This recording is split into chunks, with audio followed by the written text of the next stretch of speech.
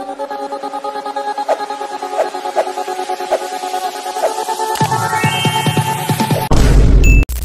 Hello viewers, நம்ம இன்னைக்கு இந்த வீடியோவில் எந்த விஷயத்தை பற்றி பேச போகிறோம் அப்படின்னு சொல்லி கேட்டோம் அப்படின்னா, ஒரு வழியாக பிக் பாஸ் சீசன் 8 அப்படின்றது அதனுடைய எண்ட் பாயிண்ட்டுக்கு வந்துருச்சு அப்படின்னே சொல்லலாம். ஸோ இந்த 105 நாளில் அதிகப்படியான எமோஷன்ஸ், அது சிரிப்பாக இருந்தாலும் சரி, அழுகையாக இருந்தாலும் சரி, வன்மம், கோபம் அப்படின்னு சொல்லிட்டு எல்லா விதமான மிக்ஸ்டு எமோஷன்ஸ் அப்படின்றதையும் சொல்லி பார்த்தோம் அப்படின்னா, கிட்டத்தட்ட 24 பேரோட ஆரம்பித்த இந்த கேம், அதாவது நடுவில் அந்த வைல்ட் கார்டு கண்டஸ்டன்ஸ் எல்லாத்தையுமே சேர்த்து 24 பேரில் யாரோ ஒருத்தருக்கு தான் அந்த கப் அப்படின்றது தெரிஞ்சுதான் எல்லா சீசன்லுமே ஒவ்வொருத்தருமே உள்ள வராங்க அப்படின்னே சொல்லலாம். ஸோ எல்லாருக்குமே இருக்கக்கூடிய ஆசை என்ன அப்படின்னா, அந்த கப்பை கையில் இருந்தக்கூடிய கண்டஸ்டண்ட்டாக நம்ம இருந்துட மாட்டோமா அப்படின்றது தான். ஸோ உள்ள வந்து 1ல இருந்து ஒரு 10 நாளைக்கு பார்த்தோம் அப்படின்னா அவங்க வந்துட்டு ரொம்ப நல்லவங்களாவோ இல்லைன்னா அந்த கேம் ஸ்பிரிட்டோடயே இருப்பாங்க.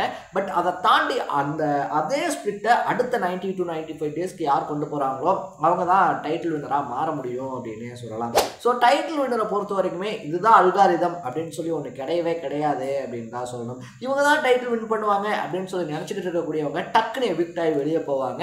இவங்கெல்லாம் இருக்காங்களா இன்னும் உள்ள அப்படின்னு சொல்லிட்டு இருக்கக்கூடியவங்க டக்குன்னு பீக் ஆகி டைட்டிலே வின் பண்ணுவாங்க. ஸோ பிக் பாஸினுடைய தாரக மந்திரம் அப்படின்றதே எதிர்பாராததை எதிர்பாருங்கள் அப்படின்றதுனால பார்த்தோம் அப்படின்னா அதுக்கேற்ற மாதிரி தான் அந்த ஷோவும் அன்எக்ஸ்பெக்டட் ட்விஸ்டர்ஸோட போகும் அப்படின்னே சொல்லலாம். அந்த மாதிரி இந்த சீசனும் ஜாக்லினுடைய எவிக்ஷன் அப்படின்ற மாதிரி பல ட்விஸ்டோட தான் இந்த சீசன் நடந்து முடிஞ்சிருக்கு.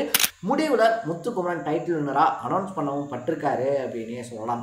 மற்ற யார் ஜெயிச்சிருந்தாலும் அதை விட ஒரு படி மேலே பார்த்தோம் அப்படின்னா முத்துக்குமரன் ஜெயிச்சது அப்படின்றது செலிப்ரேட் பண்ணப்பட வேண்டிய விஷயம் தான் அப்படின்றதான் என்னுடைய பர்சனல் பாயிண்ட் ஆஃப் வியூ. அது மட்டும் இல்லாமல் முத்துக்குமரன் ஜெயிக்கணும் அப்படின்றதான் என்னுடைய தனிப்பட்ட ஆசையாகவும் இருந்துச்சு அப்படின்னே சொல்லலாம். உடனே வந்துட்டு என்னப்பா நீ முத்துக்குமரனுக்கு பிஆரா, முத்துக்குமரனுக்கு சொம்பு தூக்குறியா அப்படின்ற மாதிரி கேட்டோம் அப்படின்னா அப்படி கண்டிப்பாக கிடையாது.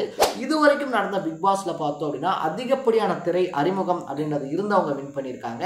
அது மட்டும் இல்லாமல் பார்த்தோம் அப்படின்னா மாடர்னிங்ல இருந்து வந்து டிவி சேனல்ஸ்ல இருந்து வந்து அப்படி இருக்கக்கூடியவங்க வின் பண்ணியிருக்காங்க. பட் தமிழ் துறை சார்ந்த ஒருத்தர் அப்படின்றது இது வரைக்கும் பிக் பாஸ்ல வின் பண்ணது கிடையாது.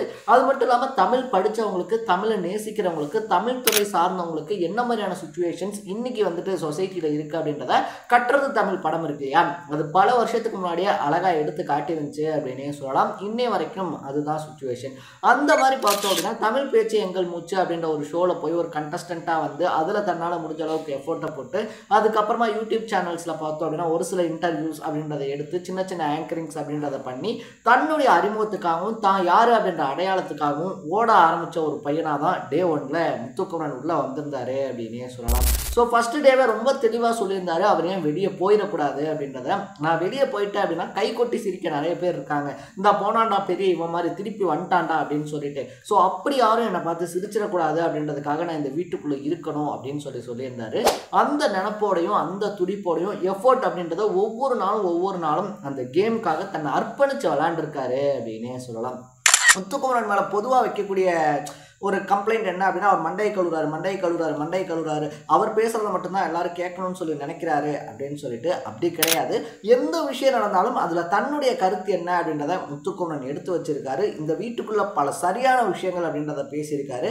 யாரையும் பெரிய அளவில் உருவ கேலி அப்படின்றது பண்ணதில்லை அப்படின்னு தான் சொல்லணும். அது மட்டும் இல்லாமல் பார்த்தோம் அப்படின்னா இந்த கேமை எவ்வளவு நேர்மறையாக விளையாட முடியுமோ அவ்வளோ நேராக விளையாண்டு டைட்டில் வின்னர் அப்படின்ற இடத்துக்கும் போய் சேர்ந்திருக்காரு. ஸோ முத்துக்குமரன் டைட்டில் வின்னருக்கு டிசர்வா அப்படின்னு சொல்லி கேட்டோம்னா 100% டிசர்வான ஒரு பர்சன் அப்படின்னே சொல்லலாம். டாஸ்காக இருந்தாலும் சரி, வீட்டில் நடந்த விஷயங்களாக இருந்தாலும் சரி, வீட்டுக்குள்ளே அவர் நடந்துக்கிட்ட விதமாக இருந்தாலும் சரி, இந்த மாதிரி ஓவராலாக எல்லா விதத்துலையுமே பார்த்தோம் அப்படின்னா முத்துக்குமரன் டைட்டில் வின்னர் ஆகிறதுக்கு சரியான ஒரு பர்சன் தான். ஸோ இனி தமிழ் துறை சார்ந்தவங்க, அது மட்டும் இல்லாமல் தமிழ் வந்துட்டு எப்படி சொல்கிறது, ஒரு பேச்சாளராக உள்ளே இருக்கக்கூடியவங்க யார் வேணாலுமே, அது தமிழ் துறை சார்ந்தவங்கன்னு கிடையாது, யார் வேணாலுமே பிக் பாஸ் வீட்டுக்குள்ளே போய் மக்களை என்டர்டைன்மெண்ட் பண்ண முடியும். கடினமாக எஃபோர்ட் போட்டு அந்த ஷோக்கு உண்மையாக இருந்தோம் அப்படின்னா அந்த ஷோவினுடைய டைட்டில் வின்னராகவே ஆக முடியும் அப்படின்னு சொல்லி ஒரு புது அல்காரிதமை முத்துக்குமரன் படைச்சிருக்காரு அப்படின்னே சொல்லலாம்.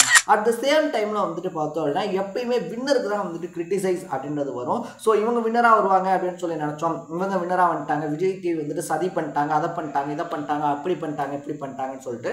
பட் இந்த டைம் வந்துட்டு பார்த்தோம் அப்படின்னா ரன்னர் அப்புக்கு அந்த கம்ப்ளைண்ட்ஸ் அப்படின்றது வந்திருக்கு அப்படின்னே சொல்லலாம். ரன்னர் அப்பை பொறுத்த வரைக்குமே விஜய் விஷால் இருக்கார் இல்லையா, அவர் தான் ரன்னர் அப்பா தேர்ந்தெடுக்கப்பட்டிருக்காரு அப்படின்னு சொல்லலாம். ஸோ வின்னருக்கு முத்து டிசர்வ் மாதிரி ரன்னருக்கு விஜய் விஷால் டிசர்வ் டிசர்வா அப்படின்னு சொல்லி கேட்டோம்னா நான் என்னுடைய பர்சனல் பாயிண்ட் ஆஃப் வியூ வந்து மட்டும்தான் சொல்கிறேன்.